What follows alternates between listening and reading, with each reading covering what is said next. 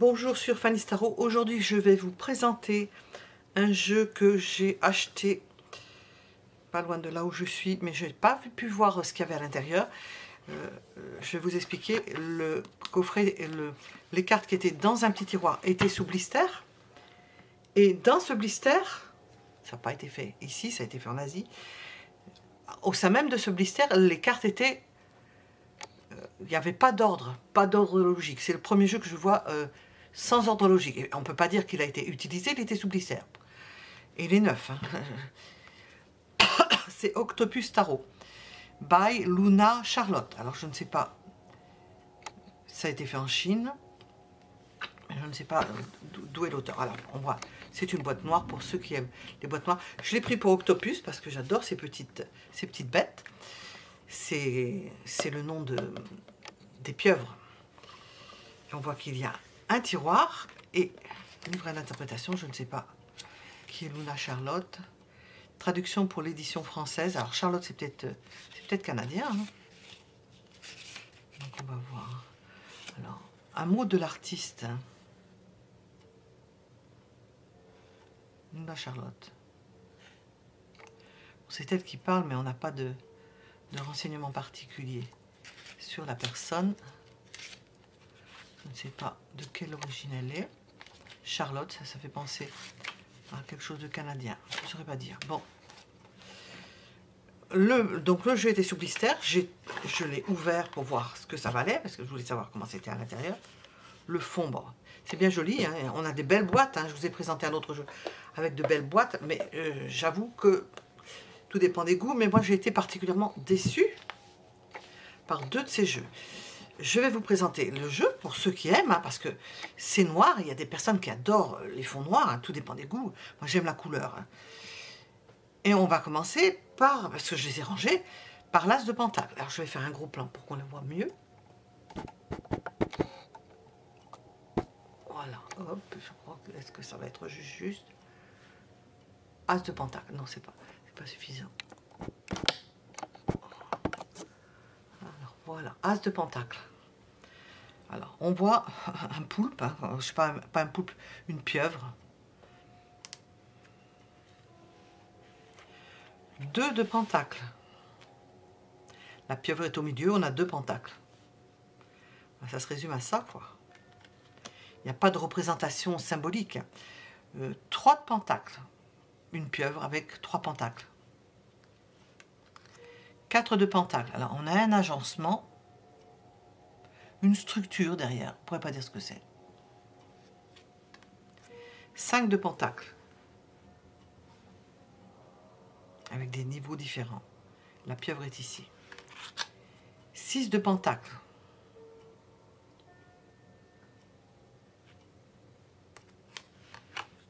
7 de pentacle.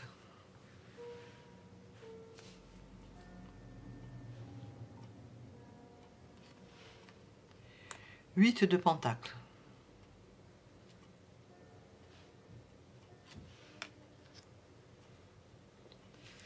9 de pentacle. Là, c'est très joli, la pieuvre, on voit, c'est très joli. 10 de pentacle. On a l'impression d'une tête de... Comme on aime à les représenter d'extraterrestres, ici. Valet de pentacle. Alors, vous voyez, cherchez le valet. Valet de pentacle. Nous avons une pieuvre avec des représentations. Au niveau du symbolisme, il ne faut pas attendre d'avoir un symbolisme qui vous parle. Et en différent de... qui vous parle avec des différences par rapport à d'autres jeux. Bon, c'est une représentation. Enfin, à moins que des personnes puissent tirer parti. Ici, on a une tête d'hippocampe. De voir des... Il y en a hein, qui, avec des formes, ça peut leur parler, hein, à savoir. Ça, c'est le cavalier de pentacle. Ah ben oui, parce que c'est la pieuvre qui chevauche l'hippocampe. Oui. La reine de pentacle, on voit une tête. Ah, ça, c'est bien. Oui. Avec des ramifications de l'hippocampe, de la pieuvre. Le roi de pentacle, avec une sorte de château au-dessus. L'as de coupe. Bon, une pieuvre qui se baigne dans une coupe. Le 2 de coupe. Alors vraiment, on dirait des cerveaux d'extraterrestres.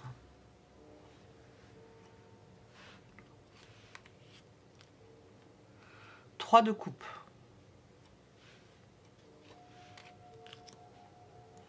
4 de coupe. 5 de coupe. 6 de coupe. 7 de coupe. 8 de coupe.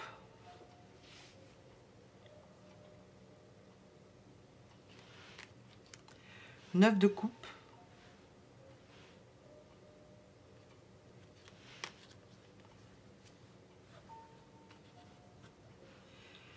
4 de coupe.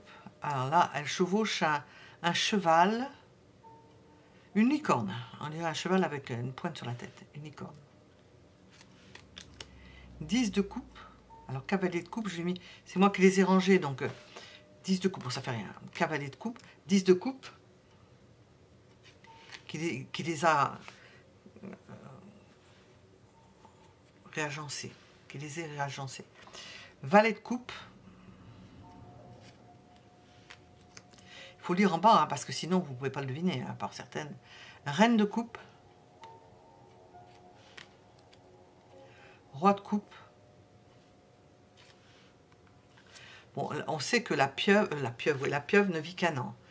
Le temps qu'elle se reproduise, lorsqu'elle s'est reproduite, elle donne tout pour ses œufs, pour les préserver. Et elle se laisse littéralement absorber, digérer, manger par le... Comment on l'appelle, le microcosme, enfin tout ce qui l'entoure. Je viens de voir un film là-dessus, il n'y a pas longtemps. Elle sert de nourriture, ça doit être bon, hein. Elle sert de nourriture aux poissons.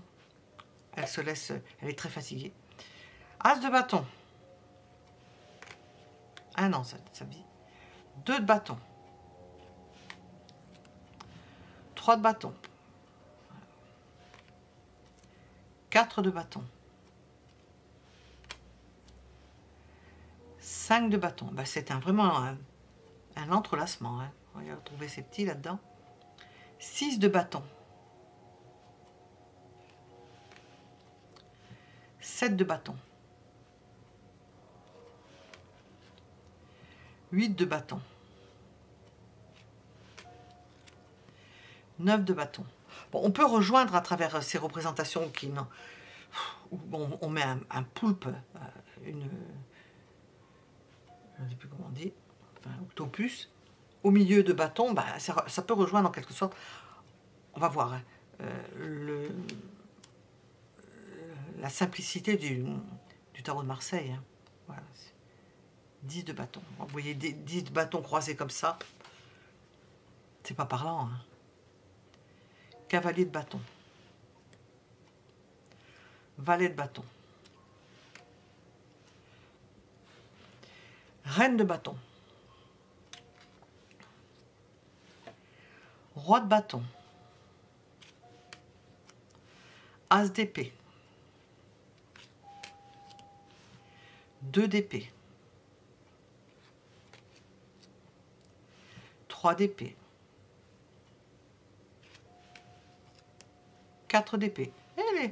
C'est là bien, c'est une belle représentation. 4 d'épée.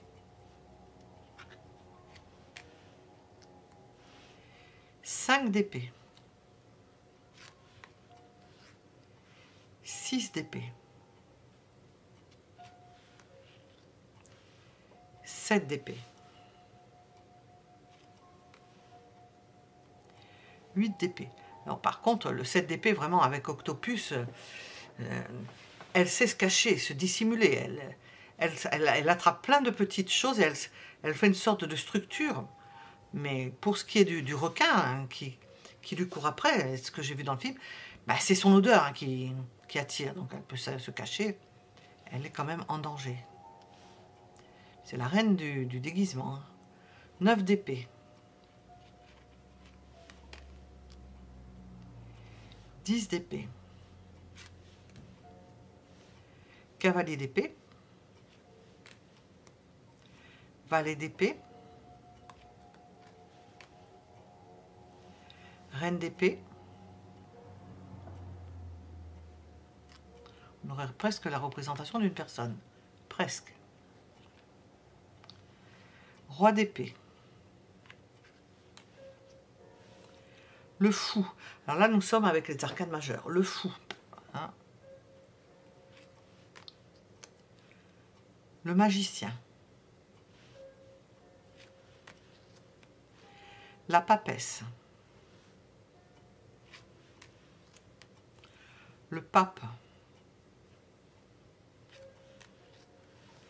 L'impératrice. L'empereur.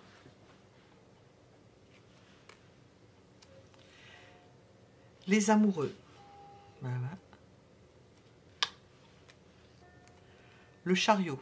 On a à nouveau cette petite tête hippocampesque, je dirais, bon, avec 2 roues quand même. La justice. L'ermite. Elle est un peu ermite jusqu'à sa maturité probablement reproductrice. Et à partir de ce moment-là, c'est l'apothéose et puis la fin, quoi, pour elle. La roue de la fortune. La force.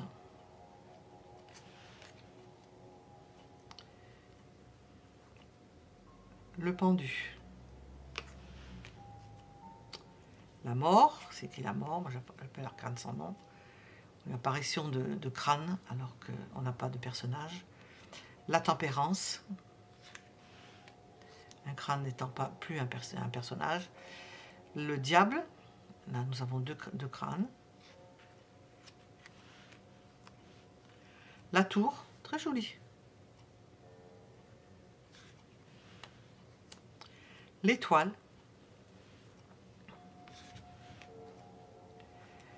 La lune. Pas mal. Le soleil.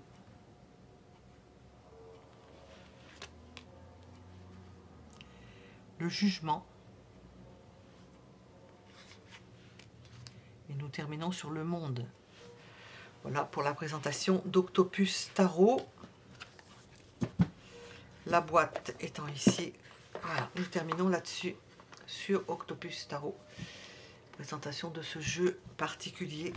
Je voulais vous montrer, si ça vous plaît, au moins vous avez vu l'intérieur. Si quelqu'un est intéressé, qui le cherche sur internet, ben il le trouvera, parce qu'au moins, puisque je l'ai acheté, autant le présenter, hein, pour voir si ça vous plaît ou pas. Hein.